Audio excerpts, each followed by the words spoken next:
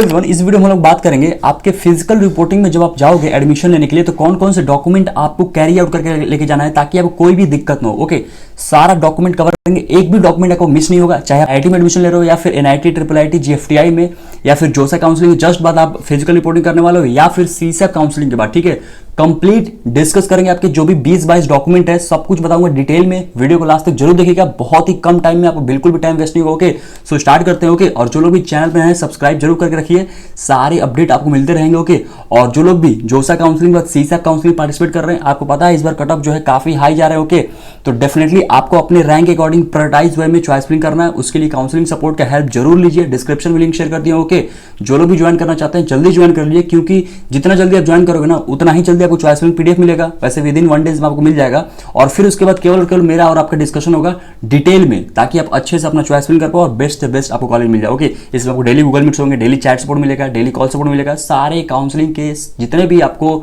Support होगा सब कुछ मिलेगा। ओके, सो स्टार्ट करते हैं। ओके, जो लोग भी ज्वाइन करना चाहते हैं डिस्क्रिप्शन में लिंक शेयर कर दिया।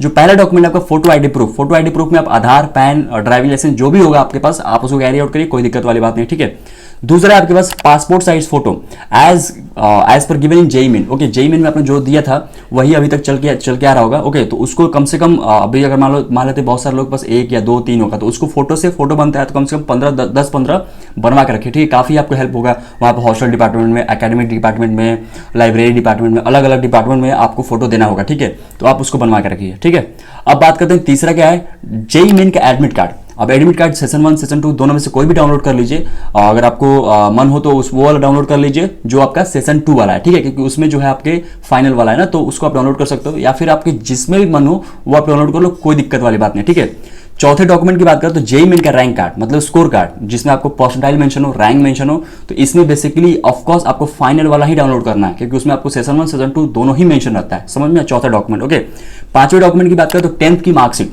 ठीक है, 10th की मार्कशीट जो कि डेट ऑफ बर्थ की तरह यूज होता है। ओके, तो 10th की मार्कशीट जरूर, और ये सब ओरिजिनल चाहिए। ठीक है, ऐसा ना हो कि आप कॉपी लेके गए, वहां पे ओरिजिनल चाहिए ऑफ कोर्स, और उसका प्रिंट आउट मतलब सॉफ्ट कॉपी भी सबमिट करना है, बट ओरिजिनल वो जरूर वहां से चेक करेंगे। ठीक है, तो ओरिजिनल ही लेके जाना है। समझ में?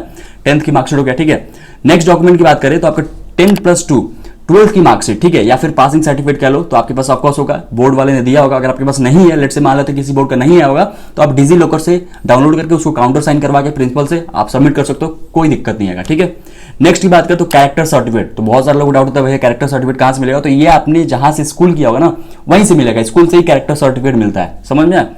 नेक्स्ट बात करें चॉइस फिलिंग पीडीएफ। तो चॉइस फिलिंग पीडीएफ ऑलरेडी मैंने बता दिया था आपको कि जो है आपका पोर्टल पे डाउनलोड सेक्शन से आप डाउनलोड कर सकते हो। बहुत स्टार्टिंग में भी मैंने बोला था, राउंड 1 के बाद ही, राउंड 1 से पहले ही बोला था कि आप डाउनलोड कर रखिए, वहां पे जरूरत होता है। ठीक है, नेक्स्ट डॉक्यूमेंट की बात करें कैटेगरी सर्टिफिकेट। कैटेगरी सर्टिफिकेट अगर आप ओबीसी, ईडब्ल्यूएस, एससी, एसटी से बिलोंग करते हो तो कैटेगरी सर्टिफिकेट आपको सबमिट करना ही पड़ेगा, जो कि आपने जोसा में सबमिट किया था। ठीक है, online reporting time. Okay, next document की बात करें caste validity certificate if caste is issued from Maharashtra government. अगर आपका कैटेगरी मतलब कास्ट जो आपके इशू है महाराष्ट्र गवर्नमेंट से, ठीक है, महाराष्ट्र स्टेट से, तो ऑफकोर्स आपको कास्ट वैलिडिटी सर्टिफिकेट चाहिए ही चाहिए। तो जो भी पर्टिकुलर कास्ट वैलिडिटी सर्टिफिकेट होगा वो आप बनवा लीजिएगा आपके स्टेट से। ठीक है, नेक्स्ट क्या है पीडब्ल्यूडी सर्टिफिकेट। अगर आप मान लेते हैं पीडब्ल्यूडी कैटेगरी से बिलोंग करते हो तो आपको पीडब्ल्यूडी सर्टिफिकेट सबमिट करना ही होगा। ओके, नेक्स्ट डॉक्यूमेंट बात करते हैं, उससे पहले आपको इंपॉर्टेंट इन्फॉर्मेशन शेयर करते हैं। जो लोग भी काउंसलिंग कर रहे हैं, सीसैप काउंसलिंग कर रहे हैं, कौन से कॉलेज में कितने % प्लेसमेंट है, कौन कौन से कॉलेज का 100% प्लेसमेंट है, उन सब के डिटेल जो है पीडीएफ फॉर्म में डाउनलोड कर सकते हैं। कॉलेज दोस्त जो कि एक व्हाट्सएप चैटबॉट है, जिसका लिंक जो है मैंने डिस्क्रिप्शन दे दिया है,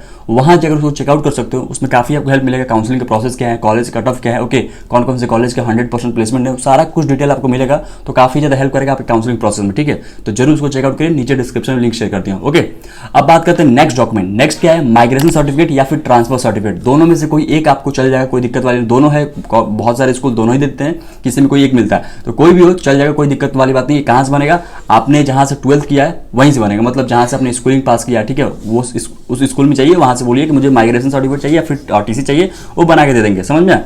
नेक्स्ट क्या हमारा गैप सर्टिफिकेट। अगर आपने 12th के बाद 1 साल गैप किया है, 2 साल गैप किया है, ठीक है, तो आपको गैप सर्टिफिकेट चाहिए ही चाहिए। इस पर ऑलरेडी मैंने वीडियो बनाया है, कैसे बनवाना है, किस तरीके फॉर्मेट होना चाहिए, वो वीडियो देख लीजिएगा। ठीक है, नेक्स्ट क्या आपका medical certificate. Medical certificate basically आपके जो जोसा काउंसलिंग या फिर सीसैप काउंसलिंग जा रहे हो, तो ऑफकोर्स जोसा काउंसलिंग में बनवाया होगा वही चाहिए, बट बहुत सारे लोग डाउट है कि भैया बहुत सारे कॉलेज वाले अपना मेडिकल सर्टिफिकेट दिया। ठीक है, तो फॉर द सेफर साइड आप उसको भी बनवा कर रखो, कोई दिक्कत वाली बात नहीं। ठीक है, कोई इशू नहीं आएगा। नेक्स्ट डॉक्यूमेंट क्या आपका latest provisional admission letter downloaded from JoSAA और सीसैप। तो अगर आप जोसा के थ्रू जा रहे हो तो जोसा वाला डाउनलोड कर लो, प्रोविजनल एडमिशन लेटर, ठीक है। और अगर आप सीसा के थ्रू जा रहे हो तो सीसा वाला डाउनलोड कर लो। समझ में आया? नेक्स्ट बात करें हम लोग receipt of partial admission fee payment. तो आप पार्शियल एडमिशन फी पे करोगे अभी 23 से 27 के बीच में होगा, ठीक है। तो वो उसका रिसिप्ट चाहिए ही चाहिए, 100% मैंडेटरी है, ठीक है। ऐसा ना हो कि भाई इसको भी डाउनलोड करना भूल गए, ऐसा मत करना।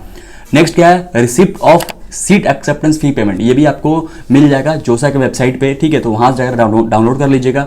ओके, अब नेक्स्ट बात करते हैं receipt of institute fee payment at college website. जो भी आपको कॉलेज मिला होगा और जो भी आपने जोसा में फी पे किया होगा, या फिर जोसा प्लस सीसप के बाद सीसप में जोसा एंड सीसप के बाद आप एडमिशन ले रहे हो, तो आपने जो भी फी पे किया होगा उसके बाद जो बैलेंस फी होगा, कॉलेज मान लेते हैं 1 लाख लग रहा है, आपने 70,000 पे कर दिया जोसा सीसप में, 30,000 जो पे करोगे उसका रिसिप्ट जो है वो आपको चाहिए ही चाहिए, ठीक है। और ये ऑफकोर्स फिजिकल रिपोर्टिंग से पहले ही पेमेंट करना होता है कॉलेज की वेबसाइट पे। ओके, नेक्स्ट क्या आपका स्टूडेंट साइन एंटी रैगिंग। अब ये बनवाने का 2 तरीका है। पहला तो या तो कॉलेज वाले ने आपको डिक्लेरेशन दे दिया तो उसको फिल करके सबमिट कर दीजिए। दूसरा, अगर उन्होंने बोला है कि antiraging.in की वेबसाइट बनाना है तो वहां पे जाकर आपको रजिस्ट्रेशन करना होगा, कॉलेज सेलेक्ट करना होगा और फिर उसके बाद उसका जो पीडीएफ है डिक्लेरेशन फॉर्म मेल आता है और उसको फिर साइन करके प्रिंट आउट करके सबमिट करना होता है। ये तरीके पे वैसे मैं इस पर डिटेल में वीडियो बना के आपको बता दूंगा, ठीक है, कैसे बनाना है। ओके, नेक्स्ट क्या है आपका undertaking of non availability of prescribe document.